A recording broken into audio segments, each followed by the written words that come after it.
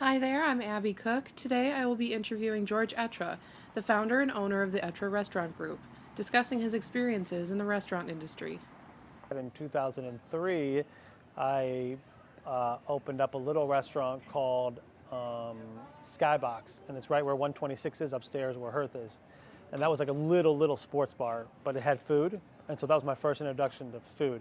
And so I ended up selling the bar, and I bought the first restaurant, which was Takanami. Ideally, when we first bought it, I was only buying it as an investor, and so I was just going to invest into it, and it was supposed to run itself. But what I realized is that these restaurants don't run themselves, and we were forced to work every day. So it was a little bit overwhelming when we first took over because the restaurant industry is very competitive, and it's very it's hard to get staff to buy into a team goal as opposed to individual goals. A lot of restaurants are run by servers, so it's all kind of dictated by everything the servers want. And our management style was a little different. We based everything based off the customer, and so we had some growing pains there, but it helped shape us to become the successful people that we are now. Hi, I'm Jenna Vecchio. I'm a freshman at the University of Iowa studying marketing. I am a server here at Formosa. Yeah, it's kind of a community of workers. Like I know when I see like someone's wearing like an Etre shirt that they work at either Formosa, Chop House, El Patron, Takanami. But yeah, it's kind of a chain that's nice I know where all those restaurants are and I work at all of them.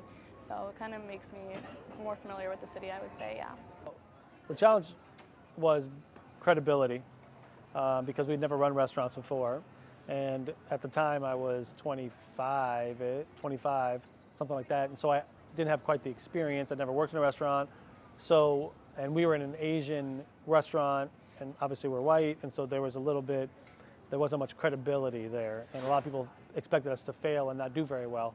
So building that credibility was hard, and building respect from your staff and vendors and the community was difficult because people come and go so fast in the restaurants. You know, everybody expected us just to kind of fade out. You got to implement a system and a culture, and it's really hard to do. I mean, you have to every second of the day you've got to implement it, and so it's like as hands-on as can be, and so it takes a while to get that mindset into your staff. Then we wanted to do a restaurant on our own because Takanami Formosa somebody else had started, and that's when we opened in 2015. We opened the Iowa Chop House, which is me and my brother who own it.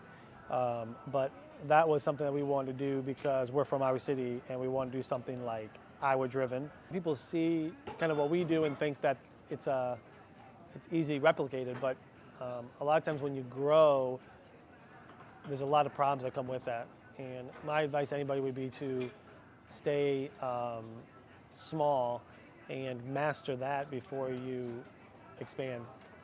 Thank you, George, for sitting down with me. For more information, take a walk down the pedestrian mall to experience all the Iowa City food scene has to offer.